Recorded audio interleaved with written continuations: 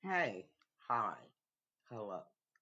Welcome to Diana Emerson. Today we're listening to Somebody Knows Something, The Disappearance of Dulce. To have this refuge. Bridgeton Mayor Albert Kelly uses it as a selling point to anyone considering moving here. Well, I think it's a point of pride in our community.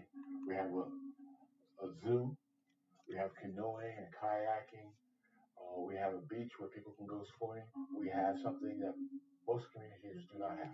Once a manufacturing town, Bridgeton's identity has changed over the last several decades. Kelly has been here his whole life to witness some of the transition. When I was growing up, the main industry was food processing because we had so many farms that surrounded our city. Those very farms attracted thousands of immigrants, mostly from Mexico. It's a big change from when Kelly grew up, when the demographics were mostly white and black. Right now, our community is over 50% uh, Spanish speaking. Even today, more people from South and Central American countries are moving in.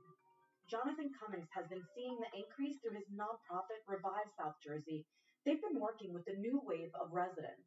The initial piece that brought people here was the migrant piece, and then again, as things kind of changed and more people settled, and this became their community. As more people immigrated here, business corridors started filling up. There's a lot of positive things that are happening. This has become a very welcoming and strong place for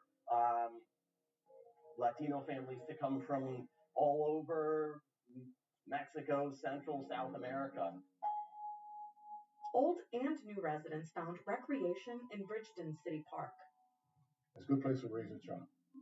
On September 16th, 2019, that sentiment and the town's safety would be called into question. Okay, where in the Bridgeton Park are you?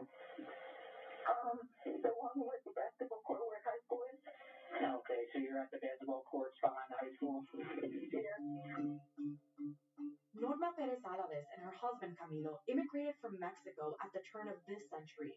Traveling across the U.S. border with their one-year-old child, the family made their way to Bridgeton. They started working in the South Jersey farm fields. A year after their arrival, Norma gave birth to their second child, a girl named Noema. I grew up here in Bridgeton. My family has lived here since I was born. A first-generation Mexican-American, Noema would have opportunities here her parents could have never dreamt of in Mexico. I came to the U.S. to give us a better life. Noema's parents would go on to have 3 other children. The expectation was that Noema and her siblings would get a good education in the U.S. To be someone and have a professional career. But at 13, Noema met an older boy and became pregnant. With a baby on the way and no way to hide it, Noema broke the news to her parents. Al principio como que molesta. At first I was upset because Noema was a minor and still in school. Yendo a la escuela. But the drive to make life better for her children overcame any disappointment. She told me to keep studying and she and my dad were gonna help me out. Her parents were barely done with a baby themselves. Their youngest child, Camila, was 3 years old at the time. Noema was not even in high school yet and already about to be a mom. On April 25th, 2014, Noema had her baby. She named her Dulce Maria Alaves. Dulce means sweet in Spanish. Noema took the rest of the school year off. She was back in class for the start of her freshman year in high school. It was hard, yeah, but my parents were supporting me and they were helping me. Dulce's father, Edgar Perez Bautista, was 19 years old when Dulce was born. My parents didn't want him to be in her life anymore because he wasn't really helping me. Noema would let him spend time with her until November 2018 when he was deported. He got sent back to Mexico and that's where they stopped seeing each other. Dulce's grandmother quickly fell in love with the girl. Porque mi primera nieta es My first grandchild made me very happy. I'll never forget that when she was born and watching her grow up. As Dulce grew, she developed a personality. She loved to dance. She enjoyed putting on her mom's makeup and taking selfie pictures and videos. She's sweet, loving, caring. She likes a lot of small kids. Dulce was ready to be a big sister. When Dulce was almost 2 years old, Noema gave birth to her second child, a boy. She named him Manuel. Dulce took the role of being almost a middle child. She loves to play a lot with her siblings, her brother, and her aunt. Starting in the fall of 2019, Camila and Dulce were going to the same elementary school. Dulce was 5 years old and had just started kindergarten at Buckshootum Road School that September. Le gustaba y se ponía contenta porque She liked going to school, and once she started kindergarten, she enjoyed putting on her uniform every morning to go to school. But Grandma says on the morning of September 16th, Dulce was not her usual self. She was crying, saying she didn't want to go. Her grandma convinced her to go to school by telling Dulce that when she got home from school, they would go out for pizza. Dulce got on the school bus. She went to school but was still crying. Dulce's mom was off work that day. She picked up Dulce and Camila from the bus stop around 3 p.m. I got them down. We came to the house. They were changing. It was warm that day. A perfect day to play in the park and get some ice cream. I'm going to take my kids out to eat and play. I already told Dulce, do you want to go to the park? And she was happy. She got excited. She was jumping. She got changed fast. She didn't want to wear her sneakers. She was wearing some white dress shoes. Then she reminded Dulce and Manuel of a secret. I told them maybe let's not go no more because I was too lazy. At that time, I was pregnant. My kids, Emmanuel and Dulce, knew them. My parents didn't know them. Noema was 19 years old and pregnant with her third child. It was a secret she was keeping from her parents for now. But tired or not, Dulce wanted her mom to take her to the park. She started crying. She started whining about it. And since I saw her doing that, I'm like, okay, let's go. Noema and the three kids got in the car. And she came last wearing. She was wearing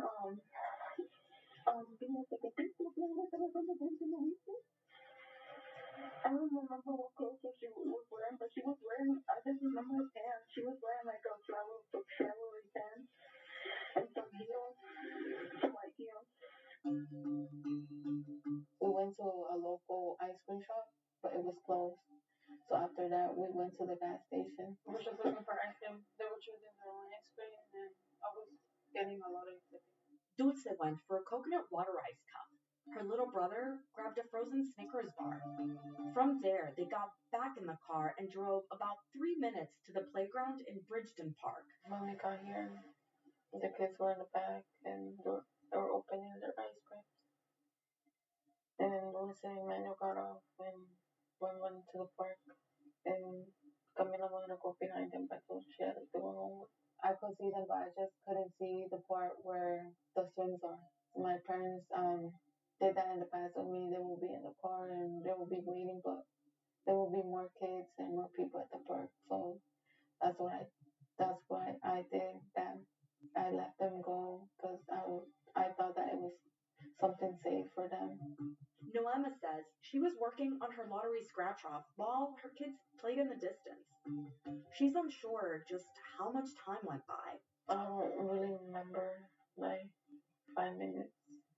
It was enough to catch a glimpse of Dulce one more time. She was playing in the slides with her brother. That's the last thing I seen doing. She was going down the slide. Some minutes had passed, and when I looked up my head, I couldn't see my kids anymore. I told Camila to go check.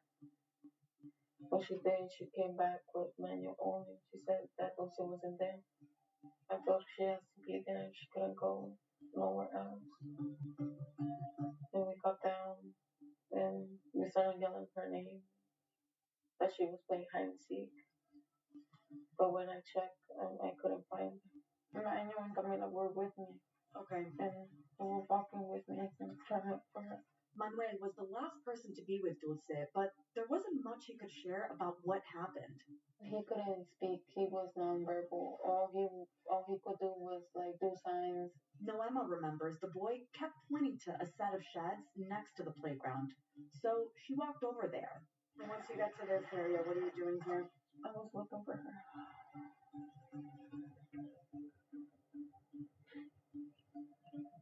I don't feel good being here. What was it? I don't feel good being You here. don't feel good? Okay. This spot takes an emotional toll on Noema. It is where panic first set in that September day 4 years ago. I was screaming. I couldn't find it. That's where in my mind went, what if somebody had took her or something? Then I was like, no, let me not think negative. Let me find her. And then I was thinking about like, should I call the cops? And I'm like, I was thinking in my head, everything was going by fast. I didn't know what to do. She started frantically asking any passerby if they had seen her daughter. I bumped into two people over there, and I showed her a picture, and they told me they didn't see her. Around 40 minutes into the search, Noema recognized someone. There was a girl at the basketball courts. We used to go to school together in elementary school, so I knew her, and I went up to her and asked her, have you seen my daughter? The woman shared a potential clue and a theory. The girl had told me that when my daughter had went running back to the houses, she had seen a black guy like walking by behind it, and she told me she probably he took her. Another girl at the basketball court mentions a Hispanic-looking man. That's where I called the cops. All right. You didn't see anyone else around there that she could possibly have went with? No, not that I know of. Because we just got home. There's just some other people that they're here that said that they saw her running through some houses in the back. And they said that they saw two men. They saw a black guy and they saw a Mexican man with two kids. Who's saying that they saw them? So there's people here in the basketball court that they saw her. They said they saw her running. The officer on the line relayed some of the information to another officer. Are you at the basketball court? Yes, I'm right here right now. Moments later, the first cop shows up on scene. I already have an officer here. I can't find my daughter. Okay, when was the last time you seen her? 5-year-old Dulce Maria Alaves is missing. Her mother, Noema, last saw her playing with her brother at Bridgeton City Park. She frantically searches for the girl as the fear increases that someone took her.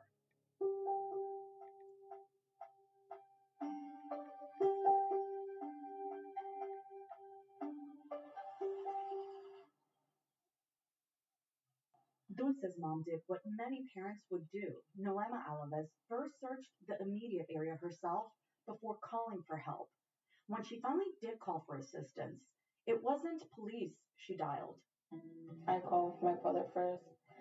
I called him to tell him. I told him to come fast to the park with the dog, just in case there's someone walking with my daughter. Noema says that when she hung up with her little brother, she called 911.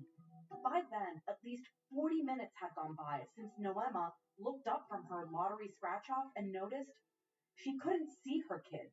Are you on Mayor Aiken? I already have an officer here. Bridgeton Police Chief Michael Gameri says Noema's delay in calling 911 may have impacted efforts to find her daughter. It hinders our investigation immensely because it widens the gap of where the child or missing person can go, and we lose control over a smaller area that we may have been able to confine had we been notified earlier. Closing off access to the 1,100-acre park would be a challenge, so the responding officer called for backup. They came really fast. According to the chief, his officers shut down the main road that cuts through the park, Mayor Aiken Drive. They also closed streets near the high school, which borders the park. Obviously, it would have been more advantageous had we been notified right off the bat. We could have taken a little more precautions than we did. Regardless, the officers got to work and started searching in the area. It's wide open area where the fields are. but it's also heavy brush, and there's wooded area, and then the proximity of the tributary of the Cohansey River is runs, roughly maybe 100 yards, 75 yards from where the child disappeared. So obviously there was an urgency to locate the child. The trees and shrubs are so thick that the pond that juts from the river is barely visible, a potentially dangerous situation for a 5-year-old child, especially one like Dulce who did not know how to swim. I started hearing ambulance, fire department, more cops going to the park. It got packed. Noema says her cell phone battery was dying, but she had enough charge to make one more phone call. She tells me Dulce Maria is not here, and I say, don't joke like that. It's not good to joke like that. Noema tells her she's not kidding and hangs up. I grabbed my car and went to the park. When I got there, police were already there. There's no video of police searching during this time because at this point, the police are expecting to find Dulce. They're gonna find her. That she's probably some in the woods out there. Chief Gameri was confident too. We initially believed that the child had walked off into that area, and that's the angle we were taking at this point. Remember, Noema says on the 911 call that 2 men may have taken her daughter. They said that they saw two men. They saw a black guy and they saw a Mexican man with. The officers went and talked to witnesses, and attempted to determine who saw the child last, and we took it from there. As the clock ticked and still no Dulce, Bridgeton police called for assistance from other departments. The prosecutor's office, sheriff's department, state police, any available officers that we could get to that area. We had a window of night that was approaching, so we wanted to get as many people on the ground as possible before night fell. The Cumberland County prosecutor, Jennifer Webb McRae, eventually took the lead in the investigation. Her office runs the county's child abduction response team. Anytime a child under 13 is missing, they would call the CART team. The day Dulce went missing, the team was activated at 5:13 p.m. Its job would be to interview the girl's family and witnesses. Determine enough information to, be able to make some assessments about what's afoot here.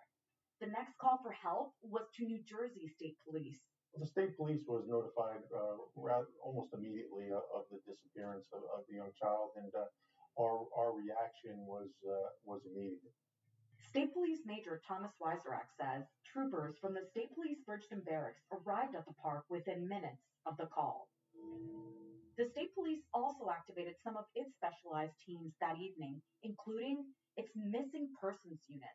Different assets available for such a event to include our missing persons unit, our canine unit, our urban search and rescue unit, our aviation unit, and our marine unit that would handle any water searches. Those teams were traveling from all across the state. Some wouldn't arrive until the next day. The searchers had a big job on their hands given the size of the park. One resource that wasn't used at this point is an Amber Alert. The State Police Missing Persons Unit is the sole authority in the state of New Jersey that could issue an Amber Alert. But police didn't have evidence to suggest Dulce was abducted. No surveillance cameras faced the playground, and the cameras further down the road were limited. There was lapses in some of the video that were motion detected. Still, police needed the public's help in finding Dulce. So before 7 p.m. that evening, Bridgeton police posted on their Facebook page that a juvenile was missing. The post named Dulce, gave her age, and described the clothing she was believed to be wearing.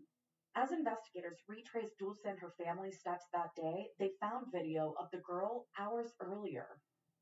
Before the family got to the park, they stopped at this gas station for some ice cream. Police pulled the surveillance video, the last known images of the 5-year-old. She was wearing a yellow shirt, flowery pants, and her white dress sandals. In the video, the kids select their frozen treats from the cooler. And Dulce picks up her brother Manuel as they wait for Noema to pay the cashier. Police updated their Facebook post with the pictures taken from the gas station surveillance. From there, word started spreading in Bridgeton about the missing girl. Ivan Lucero owns a tortilla factory in town. He says, for better or worse, news travels fast in Bridgeton. The end that goes around, especially in town, everyone knows right away. He recalls learning that night about Dulce's disappearance. Right away on social media. When we heard it, they caught the whole town in shock. Because you don't hear stuff like that, especially in this city. The chatter about Dulce extended outside the city. Jackie Rodriguez lives about 40 minutes from Bridgeton. She remembers sitting at work that night and seeing the videos. People out there searching for her. People were like live on Facebook searching. She thought of her own 3 boys. It was scary because knowing that our kids, they love going to the park. Another person also heard the news that night. Dulce's father, Edgar Perez Bautista. He reached out to me that night. I remember his brother had came. He gave me the phone. He told me to talk to him. He's worried about her. And I couldn't talk. I was too busy worrying about my daughter. Dulce's father was living in Mexico at the time. Authorities would later confirm that in an interview. Sometime after midnight, Noama and her family go home to try to get some rest. I couldn't sleep. My parents couldn't sleep. And when the morning came, we went straight to the park.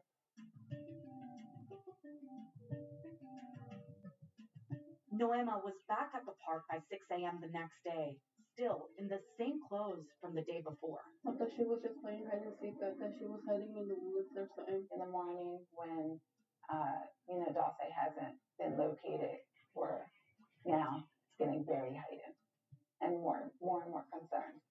Still, there was hope she was in the woods somewhere.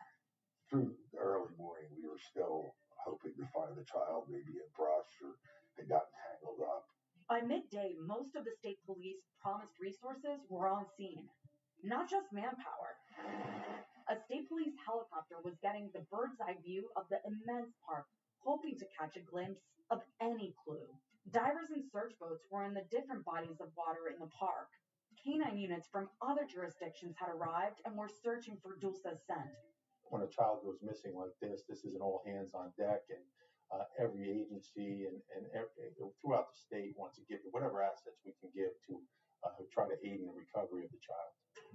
Dulce's picture and the gas station surveillance picture were being plastered everywhere. Search parties have been organized via Facebook. Said on Facebook that 7 o'clock they were going to be starting, so I said, let me come out and help. Volunteers brought food and water. An ice cream truck was brought in hopes Dulce would come out of the woods after hearing the music. Ivan Lucero was one of the people out there. I went out with my drone to look to see if I find any evidence or anything. He didn't find anything. Nothing. It was the same for police. Officers lined up and conducted a grid search of the area. I'm not going to talk about what was found and whatnot, but nothing that led to the discovery of Dulce at this point. Noema was continuing to speak with officers. She says they told her what the canines discovered. The thing the cops told me was they lost their trace in the street.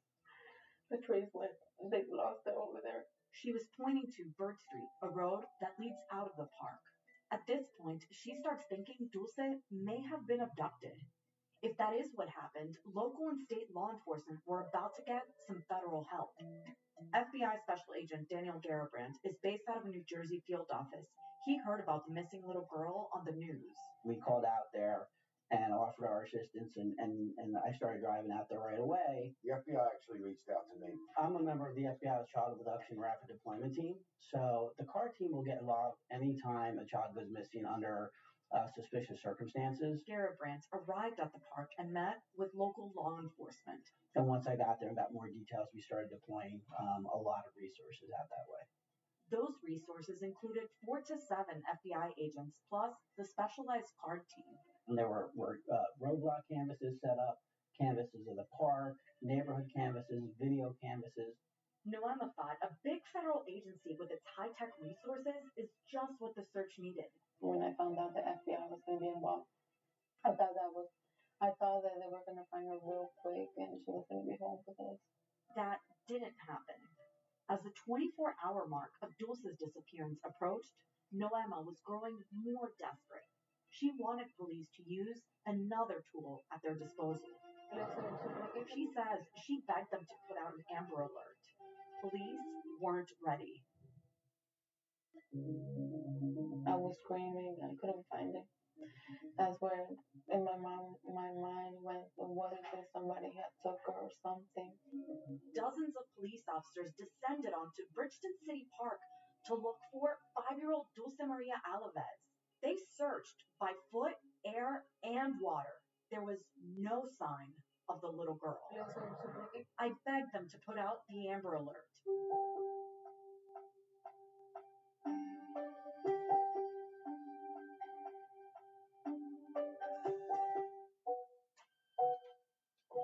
As 24 hours passed since Dulce went missing, multiple agencies kept searching the woods and the waterways, even draining a pond. That afternoon, the police chief noted the ticking clock. The amount of time the child's been missing, obviously, if the child wandered away, time is of the essence. Obviously, if there's something foul play amiss, time is also of the essence. Dulce's mom, Noema, had requested an Amber Alert be issued.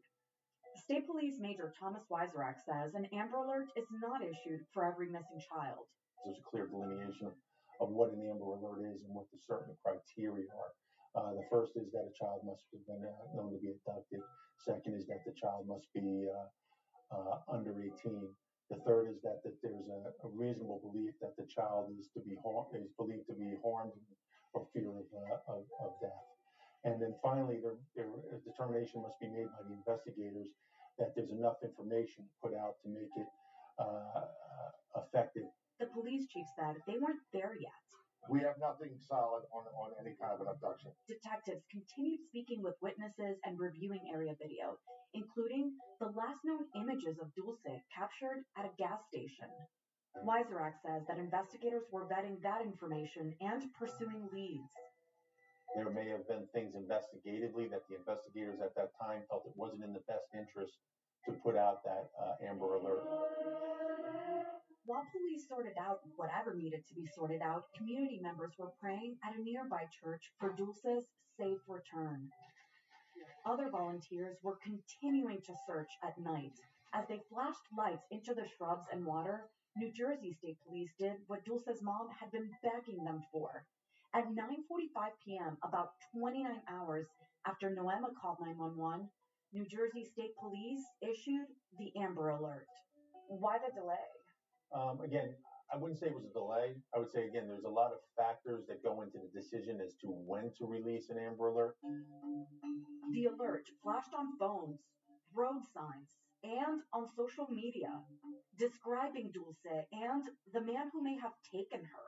The suspect is described in the alert as a light-skinned Hispanic male, 5'6" to 5'8", thin build, no facial hair, facial acne. He was wearing orange sneakers, red pants, and a black shirt.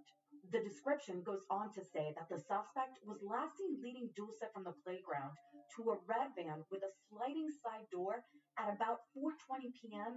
the day before. We built a timeline, and based on that timeline, we're confident that she disappeared from the park.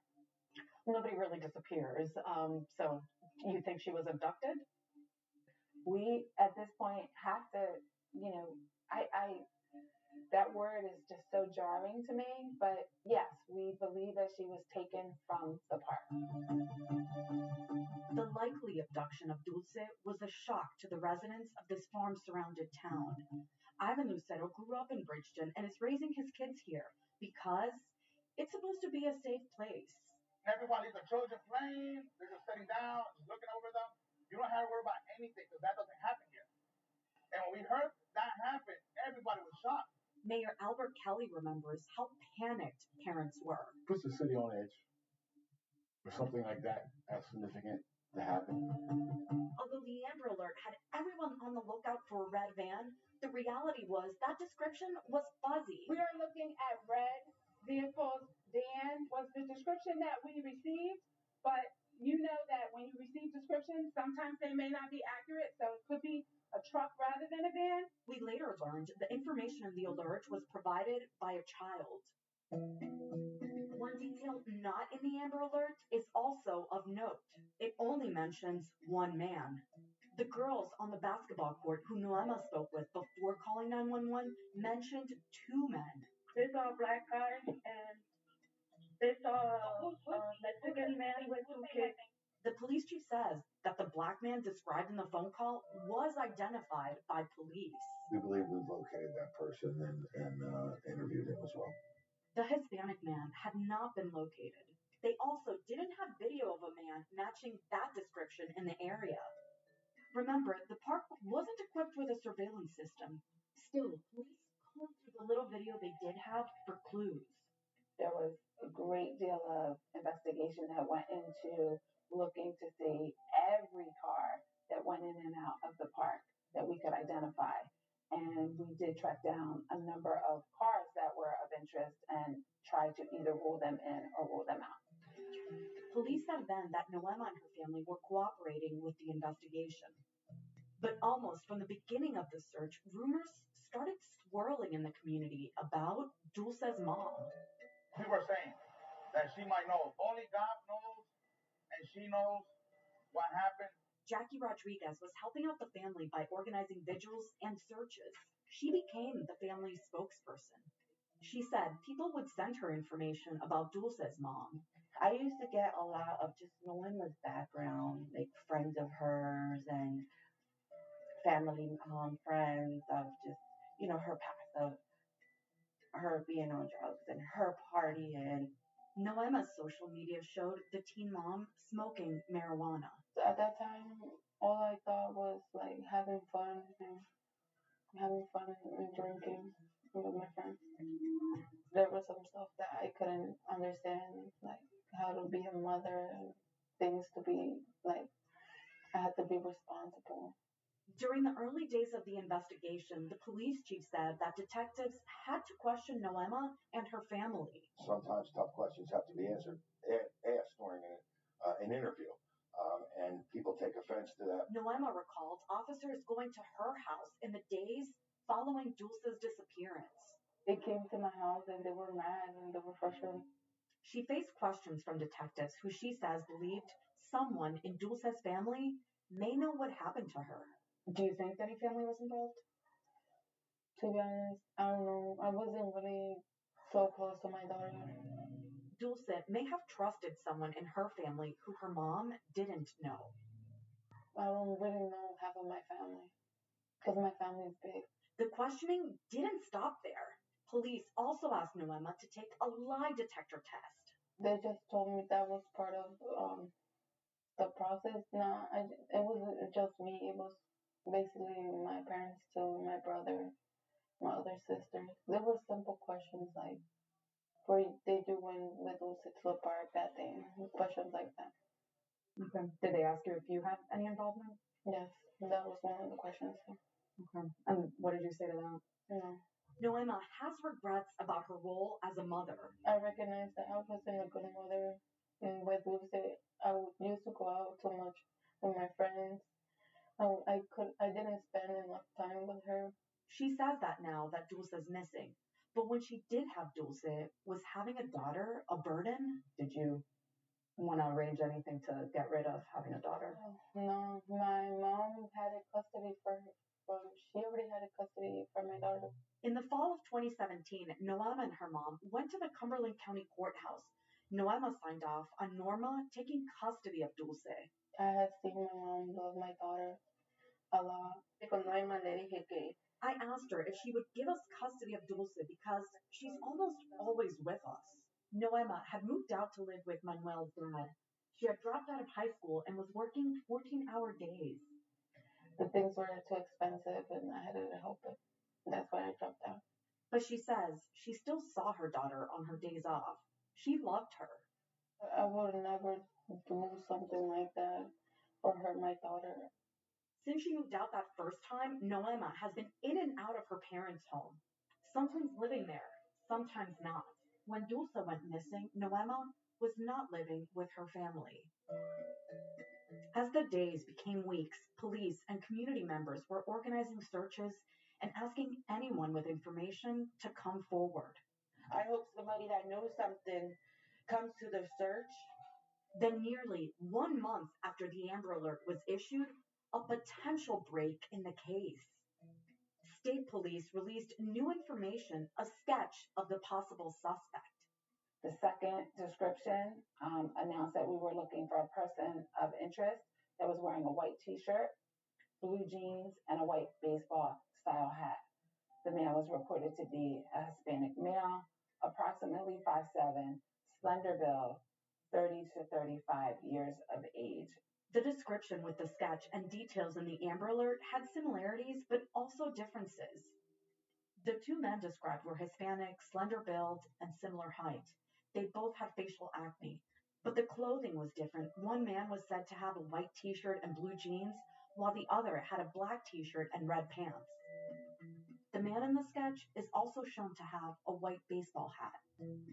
The prosecutor says the sketch was a result of a description given by a witness who came forward weeks after Dulce went missing. That description came from a person who was not a witness of tender years.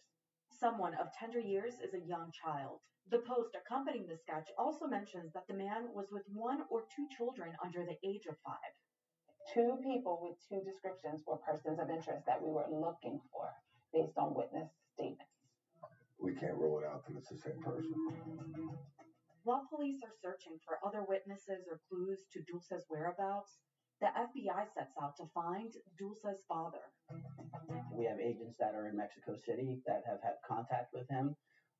We've done a pretty thorough job of maintaining contact with him and some of his family members. I'm very comfortable that they've done a pretty thorough job of vetting out Dad. Was there any chance that he or anybody in his family might have been involved? Yeah, there's no indication of that. What Special Agent Garabrandt did share is that whoever took Dulce likely knew the area. It's a very busy area. There are 2 schools out there.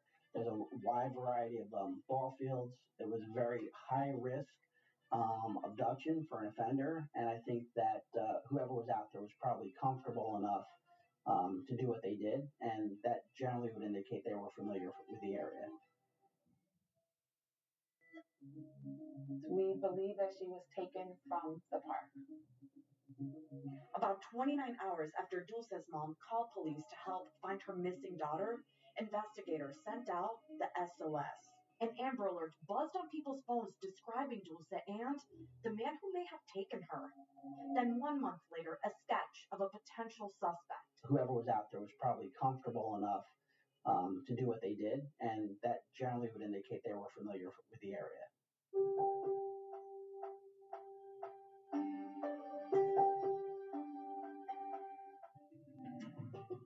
2 months had gone by since Dulce went missing from Bridgeton City Park, and still no sign of her. Community members continued to pray for her safe return. The holidays were approaching, one of Dulce's favorite times of the year. I couldn't celebrate no holidays, nothing. Noema didn't want her daughter to be forgotten. So in December, she went on the nationally syndicated show, Dr. Phil. Dr. Phil pressed her on what the Bridgeton rumor mill was saying. You did not sell your daughter, No. correct? No. You don't know who has her. No. You're not involved in her abduction. No. But even with national attention on the case, police weren't any closer to finding Dulce. Law enforcement and area businesses increased the reward for information on Dulce's disappearance to $75,000. They hoped money would incentivize any witnesses to come forward. But during a march to City Hall in January 2020, some said the reward money wasn't working. The money isn't bringing answers. People are fearful. They said people who may know something might be holding back information because of their immigration status. Mayor Kelly tried to reassure the crowd that anyone with information shouldn't fear police. How can we ask about the documentation? Noema attended the march and City Hall rally to plead for the public's help. She also had a question to ask the mayor directly. What about, are you going to put cameras at the park? Cameras? That is something that we're exploring, finding the dollars, finding the right locations. and working so that this will never happen again. The lack of cameras in the playground area was in part why police still didn't know what happened to Dulce. Unfortunately, there was no surveillance of the park. But just because law enforcement couldn't see what happened to Dulce didn't mean others didn't claim to see or have visions about the missing girl. The psychic told us that she was buried behind the school. That's right, a psychic.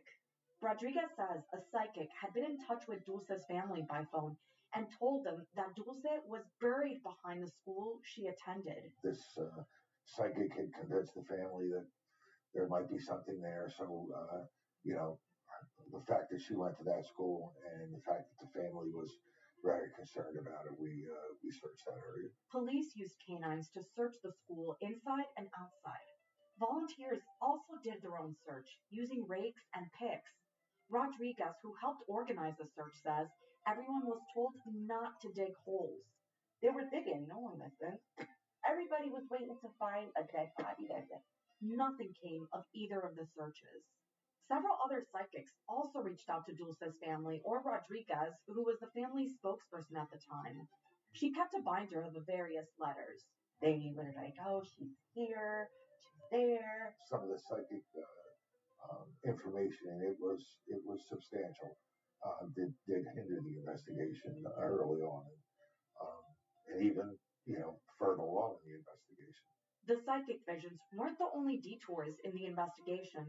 Part of the process is checking out every tip, no matter how bizarre they seem. We were getting several tips in Ohio that appeared to be very specific with a great amount of detail.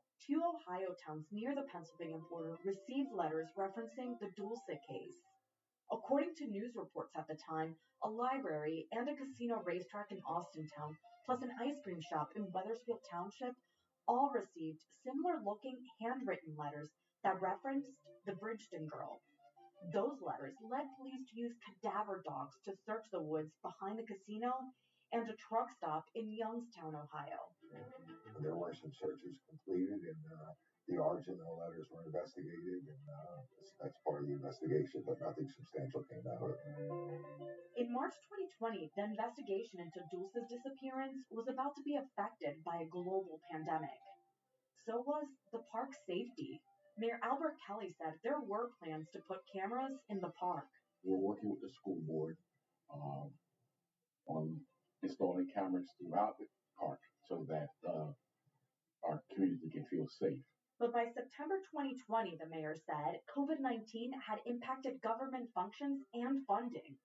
Our local school board has lost $5 million. And so that kind of put that idea on hold, but that has not eliminated the idea.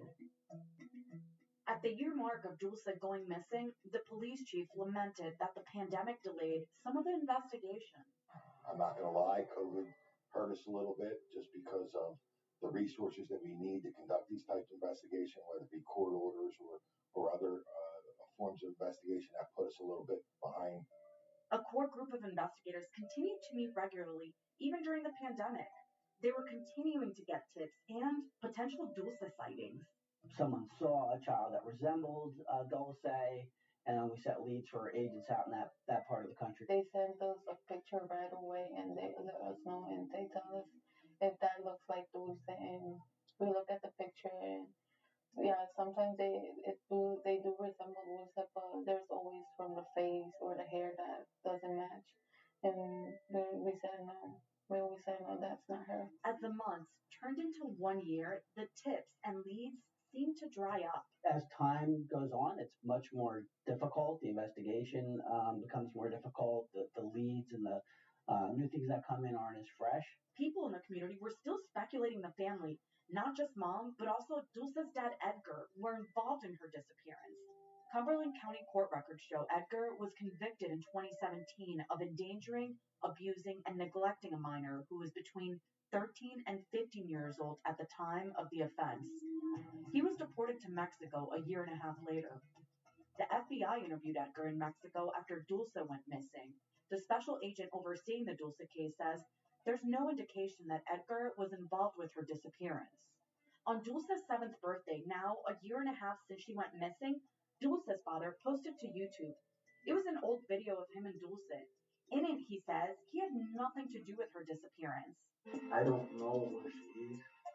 Our efforts to reach Edgar were unsuccessful. By her 7th birthday, Dulce had 2 new sisters, Estrella and Hope, sisters she has yet to meet.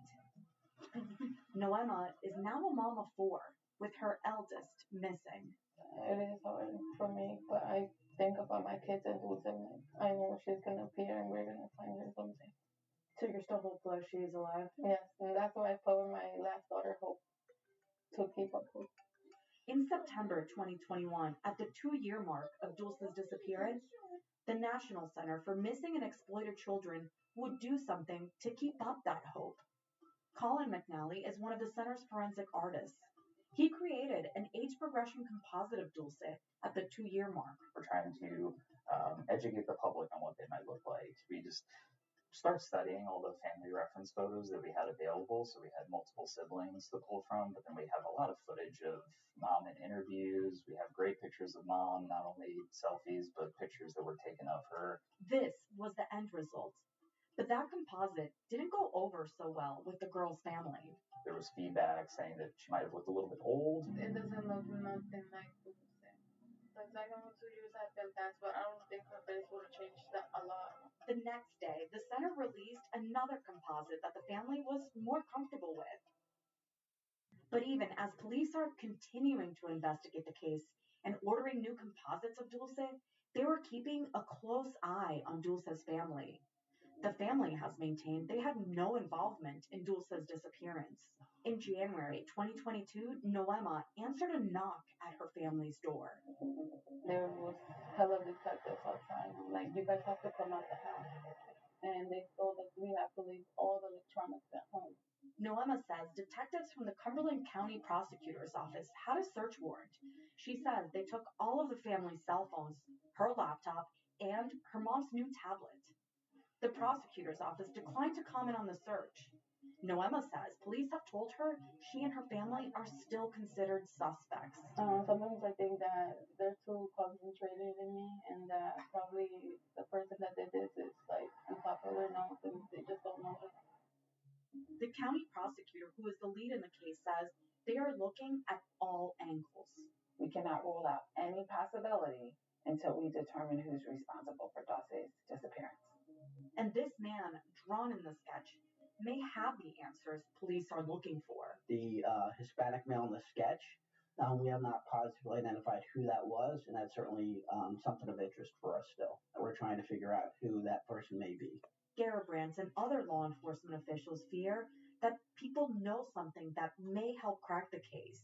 Maybe they're not trusting of law enforcement. Maybe they're not, they don't know if they'll be believed or not. But I believe that there was someone that saw something that could help us with the investigation. Even as the tips have slowed, Noema and her family have tried to keep Dulce's case in the spotlight. In April 2023, they held a 9th birthday party for Dulce at the park where she went missing. Happy birthday, dear Dulce. The hope is people will continue to look for her. We haven't got any answers about the disappearance. Other than birthdays and vigils, Noema avoids going to Bridgeton City Park and any parks in general. Brings me bad memories and the bad decision I made for letting Dulce go and supervise in the park. Bridgeton City Park did get surveillance cameras. We have strategically placed cameras throughout the park so that this doesn't happen again. Surveillance systems were installed at the splash pad across from the zoo, Sunset Lake, and the Hall of Fame building across the street from the basketball courts and playground. We requested video recordings from the cameras at the Hall of Fame building and the surrounding area. It was for a day and time we were there. Out of the 6 cameras in the building, this is the only one pointing at the playground area. You can't actually see the playground through the trees and basketball court, but it does capture cars driving and parking on the main road.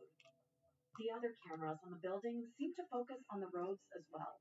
The police chief said the city sometimes puts mobile cameras near the playground area. It would be nice if there was cameras over there so people could, not just me, could feel safe. For the 4-year anniversary of Dulce's disappearance, the National Center for Missing and Exploited Children updated her age progression sketch. This is is what they believe Dulce would now look like at 9 years old.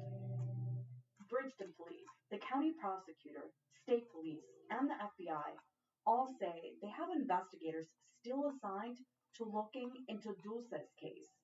It impacts our sense of safety and security when one of our babies goes missing. We don't know at this point exactly what happened in the park that day. And so all possibilities are open. We may just need that one little push from somebody who may know somebody, or somebody who's just willing to pick up the phone. It's also highly probable that we may have had contact with this person already, and we just don't realize the connection to the abduction. Dulce's mom is holding out to hope that somebody did see something at the park that September day in 2019. She has a message for them. For the people that know something, that to talk, to speak up, so my daughter could come home. Home to Bridgeton, a community stained by the disappearance of Dulce and left with unanswered questions. Somebody knows something. She just didn't vanish in thin air. If you have any information or tips regarding the disappearance of Dulce Maria Alaves, si la aparición de Dulce María Alaves, llame al Centro Nacional para Niños Desaparecidos y Explotados.